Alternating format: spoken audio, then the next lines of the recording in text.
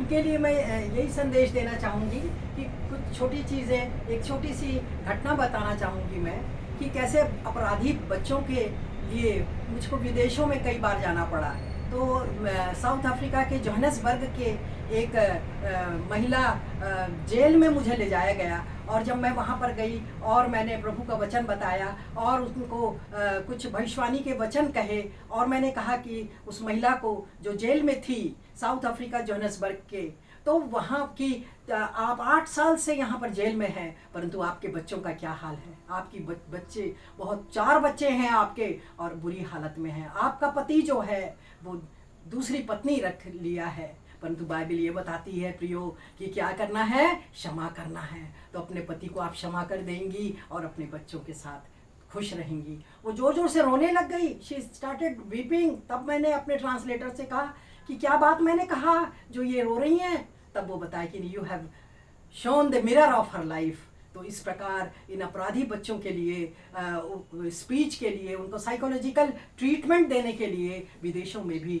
मुझे आमंत्रित किया गया प्रियो। और जहाँ तक सवाल है कि जो सीनियर सिटीजन है, जो उम्र दराज है, वो सोचते हैं कि अरे हम क्या कर सकते हैं। आप बहुत कुछ कर सकते हैं प्रियो, कि प्रभु मुझे सामर्थ्य देता है फिलिपियो 4:13 में, और उससे मैं सब कुछ कर सकता हूँ। भजन संहिता 92 14 और 15 में आप देखोगे कि पुराने होने पर भी फलते रहेंगे और रस भरे और लहलहाते रहेंगे।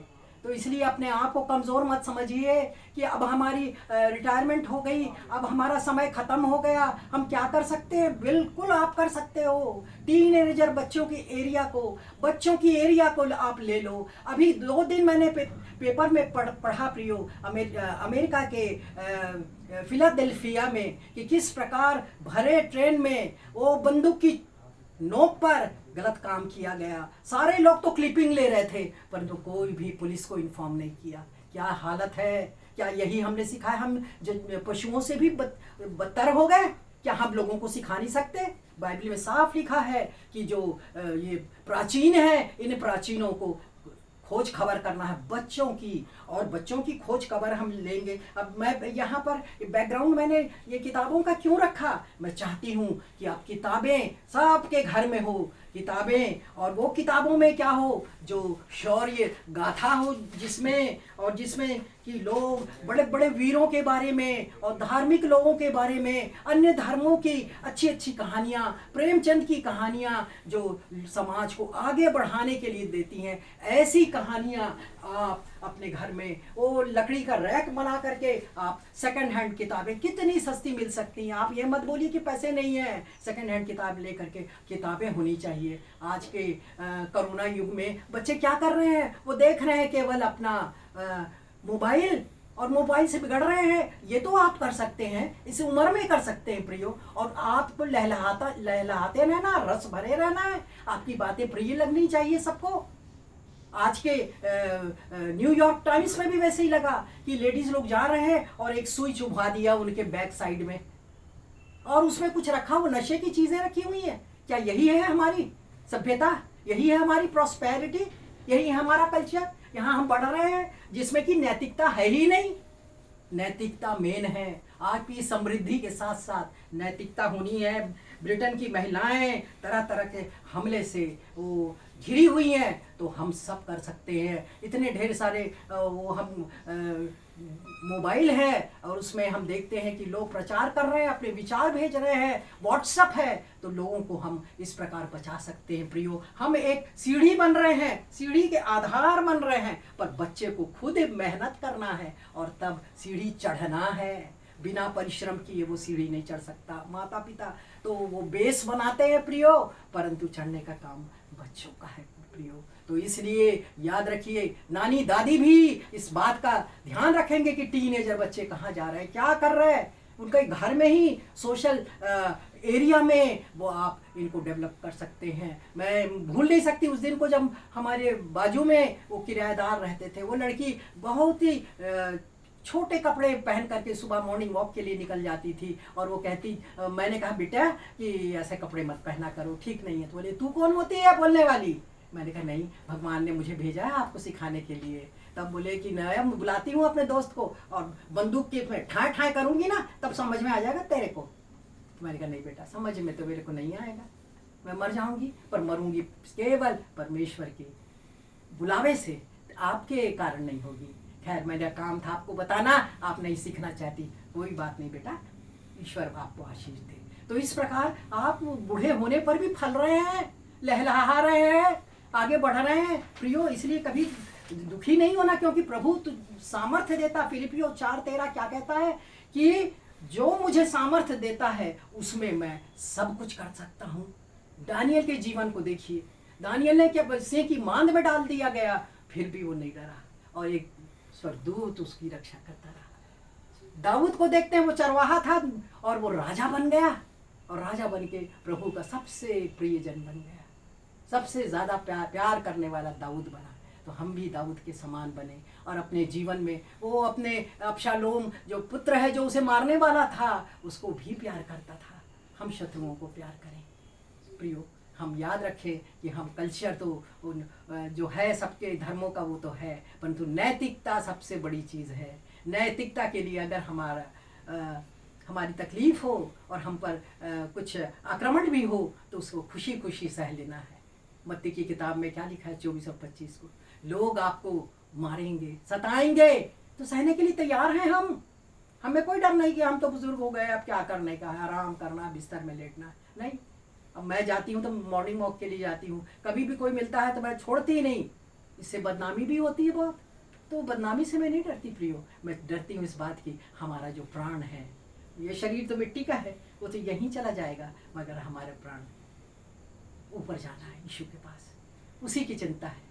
हमारी एक मृत्यु तो हो जाएगी, मिट्टी में हमारा शरीर चला जाएगा, पर दूसरी मृत्यु नहीं होना है। हमें धर्मी बनना है ताकि हम दूसरी मृत्यु के हकदार ना बने। कोई भी प्रभु का दास दूसरी मृत्यु नहीं होगी, परमेश्वर के साथ अनंत जीवन बिताएगा।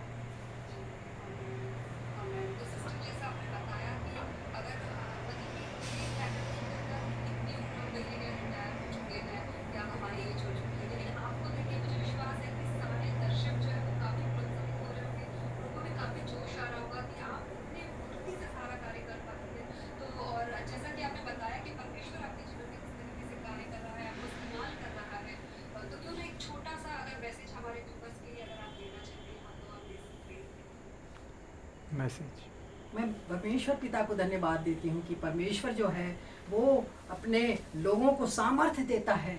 जैसे कि कोरोना काल में हमने देखा कि कितने लोग अपने जीवन में वो बैकस्लाइड हो गए, वो चले गए कि हम क्या, हमारा पति मर गया, हमारे बच्चे मर गए, तो हमारा यीशु कहाँ रहा, हम क्या करें, हम क्या करें। इस प्रकार वो जीवन में दूर हो गए। यीशु मसीह के उस दाखलता से लिपटे रहना चाहिए था, वो दाखलता से दूर हो गए और उसमें फल नहीं लग रहे हैं प्रियो। और ये कोरोना जो है उस जमाने की, इसराइलियों के ज़माने की जो मरी थी, और वो सारा संकट क्यों आता था, उनके पाप के कारण। वो अन्य देवताओं की पूजा करते थे और व्यभिचार में लगे रहते थे। और मैं तो पिनहास की याद करती हूँ, और पिनहास जब मूसा के सामने वो मिस्री स्त्री को ला करके उससे गलत काम कर रहे हैं, और तब पिनहास एक अपना भाला निकाला और उसके पेट पर आर पार डाल दिया प्रियो। और उस समय जैसे वो मर गया, वो व्यक्ति ऐसा गलत काम करते हुए, वैसी मरी थम गई। 24,000 इसराइली लोग मारे गए। याद रखिए कि हमारी थोड़ी सी गलती, जिसको हम कहते कि नहीं वो तो निग्लिजिबल है, सब लोगों के सामंजस्य बना करके चलना चाहिए हम लोगों को। अरे सब धर्म वालों के साथ रहते हैं तो उनके समान एडजस्ट करना पड़ेगा। नहीं प्रियो, मैंने अपने जीवन में कितनी लड़कियों को जो बाहर शादी करने जाती थी, और उनके लिए मैंने कहा लड़का मैं ढूंढूंगी, उपवास मैं रखूंगी और तुम्हारे लिए लड़के का इंतजाम करूंगी। और सच में प्रभु सुनता है हमारी जो प्रार्थना, दिल की प्रार्थना है प्रियो, वो जरूर प्रभु सुनता है। हम यदि दिखाने के लिए कर रहे हैं तो वो नहीं, परंतु दिल की प्रार्थना को सुनता है। वो ऐसी लड़कियों के लिए लड़का दिलाता है। ईसाइयों में प्राय ये है कि लड़कियां पढ़ जाती, लड़के नहीं मिलते, कम पढ़े लिखे रहते। मैं एग्जाम्पलरी हूँ। देखिए, मेरे को दूसरे जाति के लड़के बहुत चाहते थे कि शादी हो जाए, पर हमने कहा कि नहीं, मेरा धर्म मुझे नहीं सिखाता। और तब मैंने अपने से कम पढ़े लिखे लड़के से, कम पद वाले से शादी की। पर वो एक विश्वासी लड़का था। आपको एक चीज़ देखना है कि लड़का विश्वासी हो, लड़की विश्वासी हो, यीशु को मानने वाली हो, तो आपका जीवन सुखमय होगा। तो आप सुखमय जीवन की याद करते हैं कामना, तो यीशु को ना छोड़ें, यीशु का दामन पकड़े रहें। जी सिस्टर, तो धन्यवाद करना चाहूँगी सिस्टर, आपका बहुत बहुत धन्यवाद करना चाहूँगी, क्योंकि आपने अपना कीमती समय निकाला और हमें कितनी सारी अद्भुत बातों को बताया कि हमें विश्वास करना परमेश्वर के ऊपर, उनके वचन के अनुसार चलना है और हमें यहाँ वहाँ नहीं भटकना है। और आपने सभी के बारे में बताया, चाहे वो महिला पुरुष हो, चाहे वो बच्चे हो, चाहे बुजुर्ग हो, सभी को आपने बताया कि किस तरीके से परमेश्वर में बने रहना है और परमेश्वर की ओर आगे बढ़ना है। Yes sir. और मुझे विश्वास है कि आज के कार्यक्रम के द्वारा हमारे सारे दर्शक जो है वो आशीषित हुए होंगे। और अपने दर्शकों से भी कहना चाहूँगी धन्यवाद कि आप निरंतर हमारे इस कार्यक्रम को देखते हैं और लगातार हमारे इस कार्यक्रम को आप देखते रहिए। आप हमें सोशल मीडिया में भी फॉलो कर सकते हैं और हमें कमेंट करके बता सकते हैं कि कार्यक्रम कैसा लगा। और मैं चाहती हूँ कि अगर आपके पास भी कोई अच्छी गवाही है जो परमेश्वर ने आपको दी है अपने ज़िंदगी में, अगर आप उस गवाही को अगर हमसे शेयर करना चाहते हैं और इस कार्यक्रम में अगर आप भाग लेना चाहते हैं, तो हमारे स्क्रीन पे दिखाए हुए इस ईमेल आईडी पे आप संपर्क कर सकते हैं। अपनी गवाहियों को हम तक पहुंचाइए और हम लोगों तक पहुंचाएंगे और परमेश्वर आपको आशीषित करेंगे। जय मसीह। जय मसीह की।